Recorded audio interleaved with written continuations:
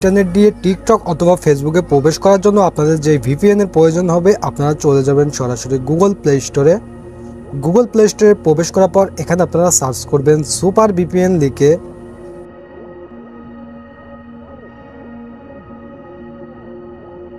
ওকে, just আপনারা এখানে super VPN লিখে সার্চ করবেন।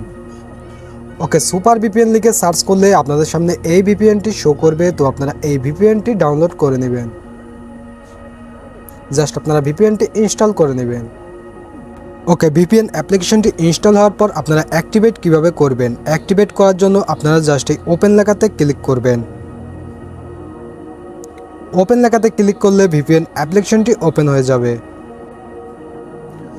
ওকে, ভিপিএন অ্যাপ্লিকেশনটি ওপেন করলে আপনাদের সামনে ছোট্ট এরকম একটি ট্যাব ওপেন হবে। তো আপনারা জাস্ট এখানে একটি টিক মার্ক তুলে দিবেন, মানে একটি টিক চিহ্ন দিয়ে দিবেন।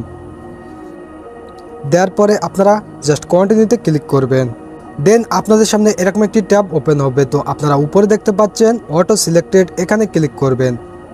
এখানে ক্লিক করার পর আপনার সামনে অনেকগুলো কান্ট্রি নেম শো করবে। তো এখান থেকে আপনারা সিঙ্গাপুর সিলেক্ট করে দিবেন। জাস্ট আপনারা সিঙ্গাপুরে ক্লিক করে সিঙ্গাপুরটা সিলেক্ট করে দিবেন। করে দেওয়ার পর ভিউয়ার্স আপনারা এখানে দেখতে পাচ্ছেন কানেক্টেড নামে একটি লেখা, জাস্ট এখানে ক্লিক করবেন। এখানে ক্লিক করলে কিছুক্ষণ রিলোড হয়ে কানেক্টেড হয়ে যাবে। তো আমি ক্লিক করলাম।